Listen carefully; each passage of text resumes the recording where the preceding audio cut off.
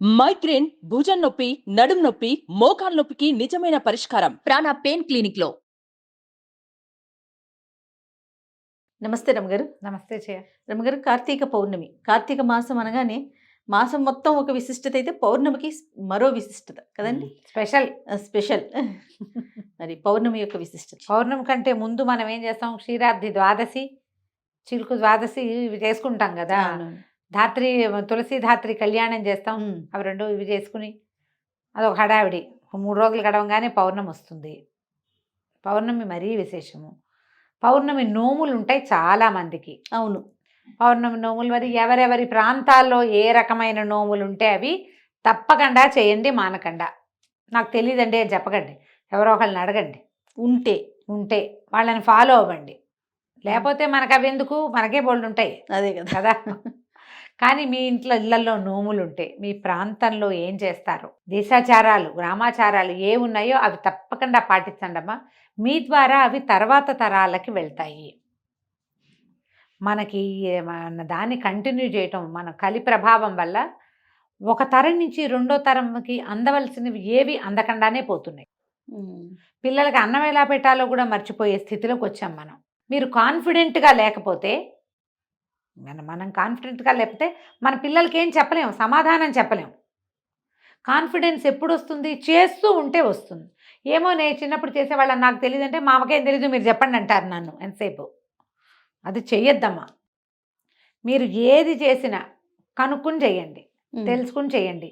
ఏటా ఒకటే చేయండి. ఈ సంవత్సరం ఈ అక్కగారు చూపించిందని ఇది, ఆ సంవత్సరం వచ్చే గురువుగారు ఏదో చెప్పారని అది, ఈ సంవత్సరం అంటే అందరికీ చూపించడానికి గొప్ప కోసం ఒక డాంబికానికి పిచ్చి వేషం, అవేవో రాష్ట్రాల్లో వేసే వేషాలు ఇంట్లో వేసి చెయ్యొద్దు. అలా పిచ్చి పిచ్చివి ఫాలో కాకండి. వాళ్ళు ఒట్టి వీడియోలు మీకు సరదాగా చూపిస్తున్నారు అంతే తప్పిస్తే అట్లా అవ్వద్దు. అది తప్పు. ఇప్పుడు నేను చెప్పినా కూడా నేను మీ ప్రాంతం అని చెప్తా ప్రత్యేకంగా. నేను ఇంకొకళ్ళని ఫాలో కాను చచ్చినా. మనం కూడా మన ఇంటిది ఫాలో అయితే ముందుకెళ్తుందమ్మా. దీన్ని ఇప్పుడు మన దాన్ని ముందుకు తీసుకెళ్ళాలి. ఎవరో దాన్ని వాళ్ళు ఎక్కడి నుంచో అంటించుకున్న దాన్ని, వాళ్ళు ఎక్కడో తెలుసుకున్న దాన్ని ఒక వేషానికి చూపిస్తే వేషాలు ఫాలో అయితే ఎలాగమ్మా? నిజాలు కదా ఫాలో అవ్వాల్సింది. ఖచ్చితంగా తప్పు కదా అది. ఆ పనులు చేయకండి. గొప్ప కోసం చెయ్యొద్దు. పూజ ఎప్పుడు కూడా భక్తి, తత్పరత, దాని మీద మనకి నమ్మకం ఉండాలమ్మా. ఏదైనా ఒక పని చేస్తున్నాము నమ్మకంతో చేయండి. ఫ్యాన్సీగా వేషం కోసం నలుగురికి చూపించడానికి చేసేది ఏది కూడా ఫలించదు. ఎప్పుడైనా బెడిసి కొట్టేస్తాయి అవి. బెడిసి కొట్టే పనులు చెయ్యొద్దు. వాళ్ళు చూపించారని అందం అలంకరణ కంటే భక్తి, శ్రద్ధ, తత్పరత చాలా ఇంపార్టెంట్. ఇది బ్యూటిఫికేషన్ కోసం కాదు. ఈ భక్తి మిమ్మల్ని భగవంతుని వైపుకి నడిపించడానికి, ఈ పర్వదినాలన్నీ మీరు అలంకారం చేసుకుని జనాలకు చూపించడానికి, కొత్త చీరలు కట్టుకోవటానికి కాదమ్మా. అది ఆలోచించండి. అట్లా ఈ ప్రదర్శన మనం పెళ్ళిళ్ళు పేరెంటాలప్పుడు చేస్తూనే ఉన్నాం కదా. దానికి ఇంకా ఉన్నాయి, బోల్డ్ ఉన్నాయి. పిల్లల పుట్టినరోజులు వస్తాయి, మీ పుట్టినరోజులు వస్తుంది, పెళ్లి రోజులు వస్తాయి కదా. పర్వదినాలలో పిచ్చి వేషాలు వేయకండి. బ్రీఫ్గా అదే మాట. మన ఇంట్లో, మన ప్రాంతంలో, మన చుట్టుపక్కల, లేదా మనకు ఒక ఆధ్యాత్మిక గురువో లేకపోతే దైవ సంబంధమైన ఆధ్యాత్మిక గురువులు అందరికీ ఉండకపోవచ్చు. పురోహితులు ప్రతి వాళ్ళకి ఉంటారుగా. ఏటా ఓ గురువు గారినే, ఒక అయ్యగారినే పిలుచుకుంటాం కదా. అంతే లేదు, అది కూడా లేదు. మన ఇంటి దగ్గర ఒక దేవాలయం ఉంది, మనం వారానికో 2 వారాలకో అక్కడికే వెళ్ళి అయ్యగారికి నమస్కారం పెట్టొస్తామా? ఆ అయ్యగారిని పెట్టుకోండి, ఆయన చెప్పిన ప్రకారం చేసుకోండి. వచ్చే ఏడాది మళ్ళీ మర్చిపోతాం అనుకుంటే ఇప్పుడు మనకు అవకాశం ఉంది, ఫోన్ తోటో పుస్తకంలోనో రికార్డ్ చేసి పెట్టుకోండి. వచ్చే ఏడాది మళ్ళీ ఏం చేయాలి అని అడగద్దు. మీరు కొత్తవి మొదలు పెడితే కుశంకలు ఎక్కువగా ఉంటాయి. మీరు ఏటా 365 ఒత్తులు వెలిగిస్తున్నారనుకోండి, నేను అక్కర్లేదమ్మా ఇంటికి ఒక దీపం అని చెప్తా. ఎక్కర్లా, మీరు చేసేది మీరు చేసుకోండి. కొత్తగా చేసేవాళ్ళు ఒకటే పెట్టుకుంటారు. పిల్లలతోటి కూడా వెలిగిపిస్తానండి నేను, లక్షణంగా వెలిగించుకోండి, మాకే అభ్యంతరము లేదు. మానేస్తే మీకు డౌట్ వస్తుంది, అమ్మో మానేసాం పిల్లాడు అందుకే పడ్డాడు, ఇలాంటి డౌట్లు వస్తాయి. డౌట్లలోకి వెళ్ళొద్దమ్మా. మనం ఏది చేసినా భగవంతుని వైపు మనం సజావైన ప్రయాణం, రుజుమార్గంలో వెళ్ళాలి, సరైన మార్గంలో వెళ్ళాలి. రుజుమార్గం అంటే చూడండి, పెద్ద దీపం ఉంది, దానికి పెద్ద అడ్డం కట్టేసాం, రేకు ఏం కనపట్ల, దానికి ఒక్క హోల్ పెట్టాం, అంత దీపకాంతి ఆ హోల్లో నుంచి వస్తుంది బయటికి. మీరు ఆ సన్నటి మార్గాన్ని పట్టుకున్న దేవుడి వైపు వెళ్తారు. అది సజావైన మార్గం కావాలి అంతే. ఈ సంవత్సరం ఈ వేషం, వచ్చే సంవత్సరం ఇంకో వేషం, వాళ్ళెవరినో ఇవాళ ఫాలో అయ్యి చెయ్యొద్దు. అది పద్ధతి కాదు. సాధారణంగా ఏం చేస్తారు? కార్తీక పురాణానికి, కార్తీక పౌర్ణమికి పగలు ఉపవాసం, రాత్రి భోజనం సాధారణ నియమం. మీరు నక్తాలు ఉంటే కార్తీక నక్తాలు ఉంటారు కదా, పగలు ఉపవాసం రాత్రి భోజనం, ఇది కూడా నక్తాల్లో కలిసిపోతుంది, పర్వాలేదు. ఈ పగలు ఏం తినచ్చు ఏం తినకూడదు, ఒకవేళ ఆకలికి ఉండలేని వాళ్ళు, ఇందులో మళ్ళీ గర్భవతులు కానీ చంటి పిల్లల తల్లు కానీ వయోవృద్ధులకు కానీ ఉపవాస నియమం లేదు. మీరు ఈజీగా దేవుడి దగ్గర నివేదన చేసుకుని అవి తినండి, అది కూడా ఉపవాసం కిందకే వస్తుంది, తప్పులేదు. పొద్దున ఏదో నివేదన చేస్తాం, పాలు గిళ్ళు పెడతాం, అన్నం వంట చేసుకుని వంటంతా పెట్టేయండి, శుభ్రంగా తినండి ప్రసాదాన్ని, ఉపవాసమే. ఉపవాసం లేను అని చెప్పక్కర్, మేము ఉపవాసం లేవండి అన్నం తిన్నాం అనక్కర్లా, ప్రసాదమే తిన్నాం మేము, చూపించాం కదా. కూర పప్పు, పిల్లలకి ఏదో వండుతాం చిన్నదంత అన్నం, అది కూడా నివేదన చేయండి. పిల్లాడు కూడా ఉపవాసం ఉన్నట్టే, చంటాడు కూడా చక్కగా ఈ పని చేయండి. ఈ పెద్దవాళ్ళందరూ దీనికి సూర్యోదయానికి ముందే స్నానం చేయాలి, పగలు నిద్రపోవద్దు. కానీ ఇందులో మళ్ళీ గర్భిణులు, పెద్దవాళ్ళు, చంటి పిల్లల తల్లులకి అమెండ్మెంట్, వాళ్ళకి లేదు ఆ నియమం. మీరు ఉపవాసం చేయదలుచుకున్న వాళ్ళు పగలు పడుకోకండి. పొద్దున ఎప్పుడో లేస్తాం, ఆ మాత్రం అలసట వస్తుంది లాంటివి పర్వదినాల్లో చెప్పుకోకండి. నెలంతా మీరు పగలు పడుకోకుండా ఉండలేకపోవచ్చమ్మా, దానికి నేనేం చెప్పను. కనీసం ప్రత్యేక పర్వదినాల్లో పగలు పడుకోకండి. ఆ మాత్రం నిద్ర వస్తుంది కదా, కాసేపు పడుకోండి, చేరబడండి. నో, రాత్రికి పడుకుందరు కానీ పెందరాళి. పర్వదినంలో చేయొద్దు. మనకి ఫలితం పూర్తిగా కావాలంటే ఇది పద్ధతి. మన అమెండ్మెంట్లు మనం చెప్పుకుంటాం, శాస్త్రానికి చెప్పలేము అవన్నీ. కరెక్ట్ అండి. సాయంకాలం చీకటి పడంగానే పెందరాళి వాకిళ్ళు ఊడ్చుకోండి, ఇల్లు ఊడ్చేసుకోండి, చకచక. ఏదైనా పని అమ్మాయి అంటే అమ్మాయితో చేయించుకోండి, ఏదో మీరే అయితే చేసుకోండి. సావాకిట్లో సంధ్యకు ఒక ముగ్గు వేయండి, సంధ్య ముగ్గు వేసుకోండి. తర్వాత తులసి దగ్గర శుభ్రం చేసి ముగ్గేసి పెట్టుకోండి. ఒక చెంబు నీళ్ళు పోసుకున్నాం.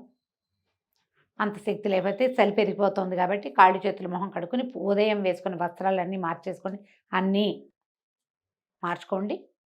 తర్వాత దీపారాధన చేసుకోండి. దేవుడి దగ్గర ముందు తొలి ఒక దీపారాధన చేసి తులసమ్మ దగ్గర ఒక దీపం పెట్టాక అప్పుడు మీరు 365 ఒత్తుల్ని వెలిగించుకోండి. ఈ 365 ఒత్తులను కూడా ఉదయం స్నానం తర్వాత మీరు ఏదైనా ఆవు నేతిలో తడిపి ఉంచితే ఒత్తులు బాగా సులువుగా వెలుగుతాయి, పూర్తిగా ఆహుతవుతాయి. ఒత్తి పైన ఇట్లా మండి కింద భాగం ఉండటం కంటే మొత్తం ఆహుతైతే శ్రేష్టము. దీపారాధన మొత్తం ఆహుతైతే మంచిది. అవకాశం ఉండి ఒకవేళ అవ్వలేదనుకోండి, ఒక చిటికెడు కర్పూరం వెలిగిస్తే మీకు సులువుగా వెలుగుతుంది. 365 ఒత్తులు వెలిగించండి. సంవత్సరంలో స్త్రీలకి పూర్తిగా అవకాశం ఉండదు. 365 రోజులు దీపారాధన అవకాశం ఆడవాళ్ళకి అవకాశం ఉండదు. మగవారు వేరే వేరే ప్రాంతాలకు వెళుతూ ఉంటారు, ప్రయాణాల్లో ఉంటారు, ఉద్యోగ వ్యాపార నిమిత్తంగా కుదరకపోవచ్చు, లేదా ఆసక్తో అనాసక్తో ఏదైనా కుదరని పరిస్థితిలో ఏదైనా కావచ్చు, వారికి అవకాశం లేదు. వాళ్ళకి కూడా ఈ ఒత్తులు వెలిగిస్తే సరిపోతుంది. భార్యకు ఒకటి భర్తకు ఒకటి పెట్టవలసిన అవసరం సాధారణంగా లేదు. మీకు అలాంటి ఆస్తి ఉంటే పెట్టుకోండి. చంటి వెంటి పిల్లలు ఉంటే వాళ్ళకు కూడా అని పెట్టకండి అమ్మ. ఇంటికి ఒక దీపం చాలు. మీకు అలవాటు ఉండి మేము ఇదే చేస్తామంటే మీ ఇష్టం, మిమ్మల్ని వద్దని చెప్పట్లేదు. కొత్తగా చేసేవాళ్ళైతే అవి పెట్టుకోకండి. ఒక ఇంటికి ఒక దీపారాధన సరిపోతుంది. ఈ 365 ఒత్తులు వెలిగించండి. ఏమైనా పళ్ళు పాలు నివేదన చేయండి. వంట చేసేసుకోగలిగి ఉండి 2 వాళ్ళు సహాయం చేస్తే ఏదైనా అన్న నివేదన కూడా చేయండి. నేనైతే సాయంకాలం 4 గంటలకల్లా వంట మొదలు పెట్టేసి 6:30కి వంట ముగించేసుకుంటాను. వంట ముగించుకుని దీపం పెట్టుకుంటా. ఒకేసారి అప్పుడు నాకు నివేదనకి అవకాశం ఉంటుంది. అన్నం నివేదించి భోజనం చేయాలని భావిస్తాను. ఆ మటుకు అదే మీకు అవకాశం ఉంటే అలా చేయండి, లేదా పళ్ళు పాలు నివేదన చేయండి, వంట చేసుకోండి. ఇదే చేయాలన్న నియమం లేదమ్మా. మీ అవకాశాన్ని బట్టి చక్కగా చేసుకోవచ్చు. మగవాళ్ళు ఉండి వాళ్ళు కూడా దీపం వెలిగించడానికి ఉత్సుకత చూపిస్తే మహాద్భుతమైన సంగతి, వాళ్ళతోటి వెలిగింపించండి. ఆ ఒత్తులు మీరు వెలిగించకపోయినా తప్పులేదు, వాళ్ళు వెలిగిస్తే మీరంతా ఏర్పాటు చేసి పెట్టారు కదా, సరిపోతుంది. ఏర్పాటు మీరు చేసి దీపం వాళ్ళు వెలిగించడం మహత్తరంగా ఉంటుంది. చాలామంది అడుగుతారు, మగవాళ్ళే దీపం పెట్టాలా, మగవాళ్ళే పూజ చేయాలా, ఆడవాళ్ళు చేయకూడదా, ఆడవాళ్ళు మగవాళ్ళు చేస్తేనే ఫలితం లభిస్తుంది కదా. మన అవకాశం అమ్మా. ఈ కాలం ఏం కాలం.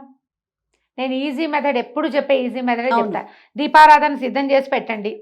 ఆ మగాయన వెళ్ళే ముందు స్నానం చేసిన తర్వాత ఒట్టిగా దీపం అంటించు, నేను వెలిగించి నేను రెడీ చేసి పెట్టానని వెలిగింపించండి. మీకు వాళ్ళు చేస్తేనే బాగుంటుందన్న నమ్మకం ఉంటే చెయ్యనివ్వటమే చాలా పెద్ద విశేషం అనుకుంటా జయ నేనైతే. కొంతమంది చేయనివ్వరు కూడా, ఆ దీపాలు కూడా పెట్టనివ్వరు. అవన్నీ ఎందుకంటారు? అది కాకుండా నేనేదో చేయనిస్తున్నాడు కదా, ఒక ఏర్పాటు చేయండి దీపం, దాంట్లో వెలిగించడానికి చక్కగా దీపం పెట్టేస్తే వెలిగిస్తారు. ఈ 365 ఒత్తులు కూడా ఒకవేళ వాళ్ళు వచ్చి ఒప్పుకుంటే వెలిగించు, నువ్వు కూడా మంచిది పెద్దవాళ్ళు చెప్తున్నారంటే మంచిదే, వాళ్ళు కూడా వెలిగించుకోండి. ఇంట్లో ఉన్న పిల్లలకి అందరికీ ఆ వెలుగుతున్న జ్యోతికి నమస్కారం చేయించండి, దండం పెట్టుకోండి. తులసి చెట్టు దగ్గర అక్కడ వెలిగిస్తే తులసికి వేడి సెగ పెద్ద మంట వస్తుంది, జ్వాల అంత జ్వాల వచ్చేటప్పుడు తులసి అది పాడవుతుందమ్మా, కొంచెం శ్రద్ధ వహించండి. కొంతమంది వాకిట్లోనూ పెరట్లో తులసి ఉంటే చక్కగా తులసి దగ్గరే పెట్టుకునే వాళ్ళు కూడా ఉంటారు. కొంచెం అసంట దూరంగా పెట్టి వెలిగించండి. ఒక ముగ్గేసి చక్కగా ముగ్గులో ఒక పళ్ళెం పెట్టి దాంట్లో ఒక దీపారాధన కుందో లేదా మన మట్టి ప్రమిదలు ఉంటే మూకుడు ఉంటుంది దాంట్లో పెట్టో చక్కగా వెలిగించండి. ఇలాంటి జ్యోతిలో భగవద్ దర్శనం చేయటం తెలుసుకోండి. దీనికి ఎన్ని పువ్వులు పెట్టావు, నువ్వు బంతి పూలు పెట్టావా, చామంతి పూలు ఏమీ లేదమ్మా, శ్రద్ధ ఆస్థ ఆ రెండూ కావాలి. వాటితోటి చక్కగా కార్తీక పౌర్ణమి వ్రతాన్ని పూర్తి చేసుకోండి. ఒకవేళ పౌర్ణమి నోములు ఉంటే నోములు చేసుకోండి. కుదిరితే పగటి వేళలోనే దేవాలయ దర్శనం చేయడానికి అవకాశం ఉంటే తీసుకోండి. ఇంత పెద్ద పని ఉంది కాబట్టి ఈ రోజున కాకపోతే మరుసటి రోజు చేసినా పర్వాలేదు. ఇవన్నీ పెట్టి అక్కడ కూడా పరిగెత్తి హైరాన్ పడకండమ్మా. ఏ ఒకటి చేసినా కూడా మంచిదే, ఏం చేసినా శ్రద్ధ భక్తితోటి చేసుకోండి. ప్రమాదాలకి పాలు కాకుండా చూసుకోండి. దీపారాధన వెలిగించినప్పుడు కాస్త పిల్లల దగ్గరకు వచ్చిన మీవే ఏదైనా సిల్క్ చీరలు అవి అయితే ఇబ్బంది పడతారు, కాస్త జాగ్రత్తగా వెలిగించడం. తర్వాత ఇవి కార్తీక పౌర్ణమి నాడు 4 టపాసులు కాల్చడం, పిల్లలతో టపాసులు కాల్పించండి, బాగుంటుంది. చక్కగా జరుపుకోండి. హైరాణ పడద్దు, ఎక్కువ ఏదో చేసేయాలని అనుకోవద్దు. ఏం చేసినా భక్తి శ్రద్ధలతో చేద్దామన్న ఆలోచన మాత్రం పెట్టుకుంటే చాలు. రైట్. నమస్తే. నమస్తే జయ.